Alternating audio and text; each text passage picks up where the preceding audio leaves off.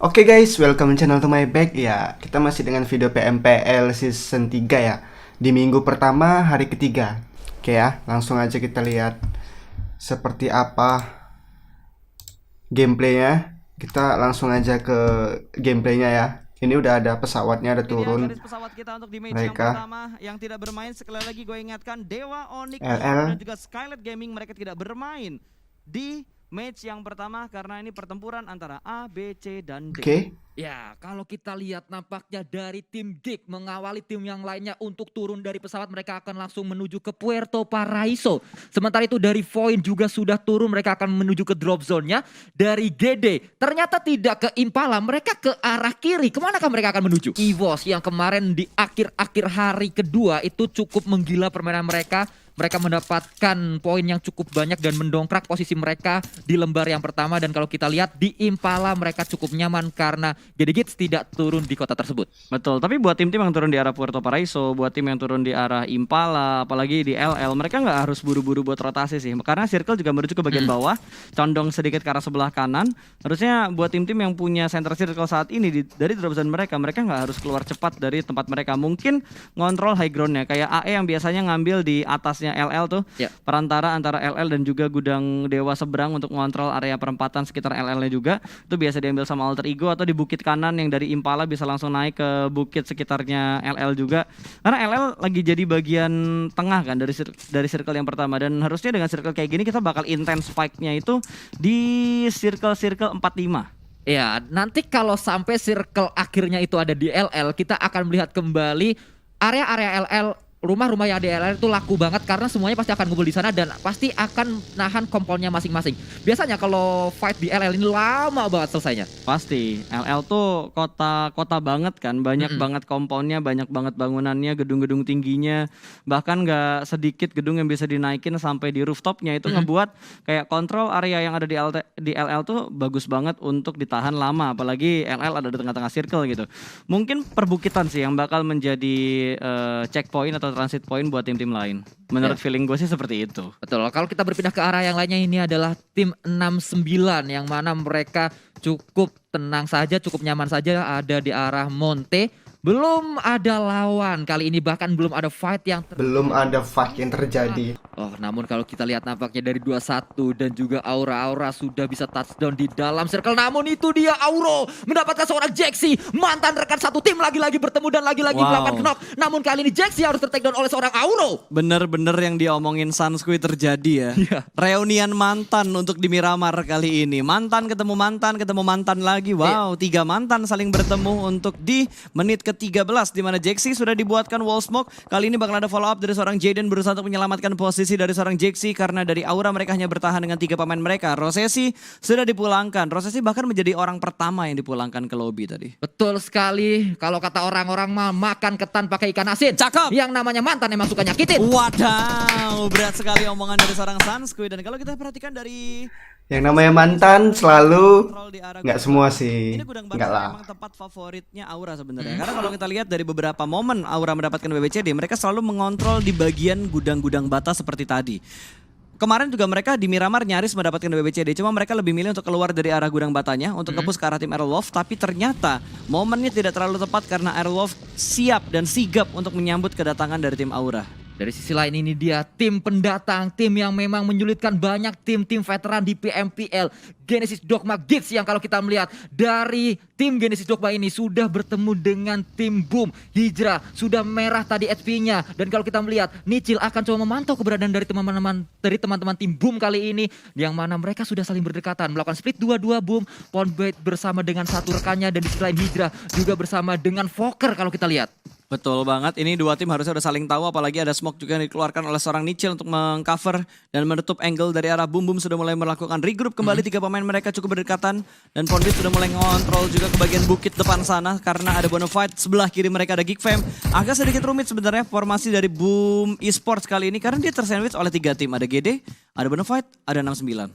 Ya kalau kita lihat posisi mereka cukup sulit, mereka berada di tengah-tengah dari area pertempuran. Banyak tim yang melihat ke arah mereka, banyak tim yang fokus ke arah tim Boom dan mereka akan coba melakukan pergerakan juga. Sudah ada yang menggunakan vehicle, satu orang Fokker nampaknya menggunakan bagi dan akan menjemput satu rekannya. Kalau kita lihat dari seorang Poundbeat berada di kanan dan ini dia satu orang akan melakukan spray dan nampaknya Dicil mendapat seorang Ikyar langsung dipulang begitu saja seorang Ikyar. Betul, tidak dicek ternyata oleh seorang Ikyar. Gue kira Ikyar tadi punya kontrol ke arah Nichil, tapi ternyata angle dari Nichil begitu safe, begitu aman. Dan ada satu flank lagi dari seorang Star, apakah dia bakal menembak menuju ke arah Poundbeat. Free shoot bakal langsung ditembak begitu saja. Poundbeat ingin melakukan proning namun angle dari Star free, se-free-free-nya dua pemain dari Boom harus dipulangkan ke lobby.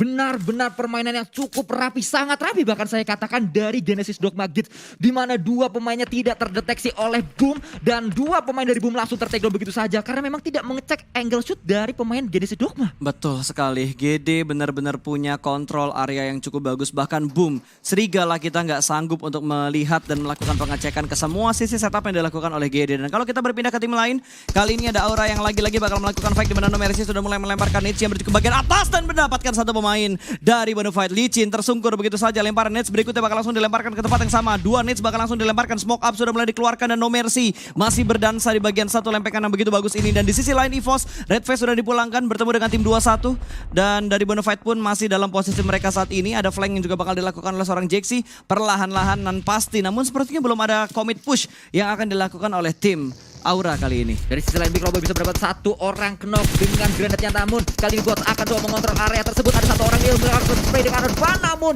Jaden tertakedown. Akan coba di backup juga dari belakang. Licin akan coba dilewati oleh seorang Jaxi namun tidak bisa didapatkan. Jaxi akan coba melakukan revive terlebih dahulu namun tidak. Dia akan coba melakukan healing dulu saat ini. Betul, trading 1 tukar 1, tapi dari Bonafide mereka masih ada 3 pemain. Ini bakal menjadi jumlah yang tidak terlalu diuntungkan untuk Aura karena 2 melawan 3 pemain dari tim Bonafide. Kali ini masih terlihat dan terpantau di balik satu pohon kecil dan Jaxi sepertinya udah gak bisa nyelamatin lagi, tapi ternyata killnya ada steal kill dari Boom yang ada di sebelah kanan dari tim Aura. Menjadi sebuah kerugian tentunya, harus menghadapi 2 angle sekaligus. Kali ini Nux tidak terlihat dan masih bisa melakukan proning rupanya seorang Jaxi di balik satu pohon tipis ini. Tapi tangan kanannya masih kelihatan, langsung diamankan oleh seorang Ucup dengan sangat bagus. Bakal dilemparkan Molotov. Licin bakal melihat angle-nya dan kaki dari No Mercy tidak tercover dengan adanya ban-ban mobil yang ada di sebelah sana. Aura harus dipulangkan di peringkat ke-16.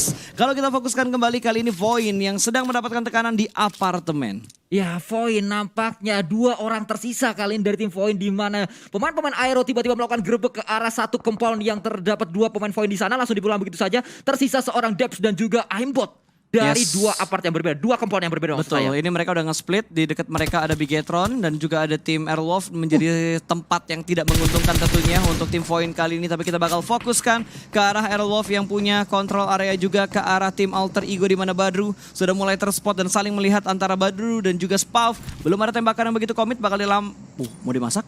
Kelihatan satu orang bakal di-spray mungkin oleh seorang Badru, tapi Badru belum menembak menuju ke arah Spav. Spav terpaksa mundur. Wall smoke sudah dibuat oleh teman-temannya untuk menyelamatkan Spav dari gencaran Alter Ego. Dan kalau kita lihat permainan cukup rapi ditunjukkan lagi-lagi dan lagi oleh Aerowolf di Miramar. Mereka sempat mendapatkan WWCD di Miramar kemarin. Akankah mereka mendapatkannya kembali di Miramar kali ini? Dan mereka berada di situasi yang tepat. Namun mereka punya PR untuk masuk ke dalam circle-nya karena baru ada 2 tim yang masuk ke dalam circle, yaitu dari Geek dan juga Boom. Sementara ini kita lihat GD Gits juga sudah mulai masuk ke dalam circle-nya. Betul, GD tinggal sedikit lagi untuk mengamankan posisi mereka karena Boom di sebelah kanan mereka. Mereka harus nge-clearin daerah high ground-nya dulu supaya nggak keganggu kalau misalkan di-push oleh tim yang lain.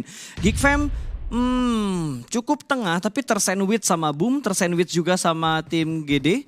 GD sih tinggal nge-regroup aja karena satu pemain mereka udah touchdown dan ternyata dari Dubs mendapatkan satu pemain dari Red Aliens. Luxi nampaknya tadi tertakedown oleh seorang Dubs, dan kalau kita melihat kali ini dari seorang Anthem dari Eagle 365 akan berdekatan dengan Takai, namun masih ada jarak di antara mereka. Dan kali ini kita melihat dari 2-1 sudah mengirimkan satu orang bohong nampaknya dikirimkan untuk berada di center circle-nya. Yes, udah touchdown satu pemain dan sepertinya dari Alter Ego juga terpantau oleh tim Eagle 365 di belakang mereka. Saling ngelock ternyata. Ada Alter Ego, Voin dan juga Airwolf. Plus ada BTR di bagian belakang atau di belakang dari tim Voin. Dan wow!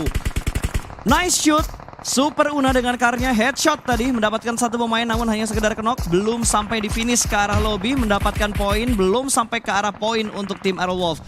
Alter Ego juga sedang mendapatkan tekanan di mana ada Eagle yang bakal bergerak masuk dari arah belakang. Di finish satu pemain, Martin mendapatkan poin tambahan untuk Alter Ego. Ya, Martin tadi melihat satu pemain dari lawannya, dari tim Takai naik ke atas dan pakai bangkus tadi yang akan coba naik dengan vehicle-nya, namun tidak bisa ditembak. Kali ini kita melihat nampaknya Jaspai bisa menang satu orang. Badru dengan sangat cepat sekali dengan M4 dari seorang Jaspai. Ya betul banget, Badrunya lengah dan terspot begitu aja. Tembakan yang begitu bebas dari arah Jaspace tadi. Dapetin satu poin untuk mereka dan sepertinya Alter Ego bakal kepotong karena Matthew juga berhasil diamankan. Kali ini Alter Ego hanya menyisakan satu pemain aktif harusnya.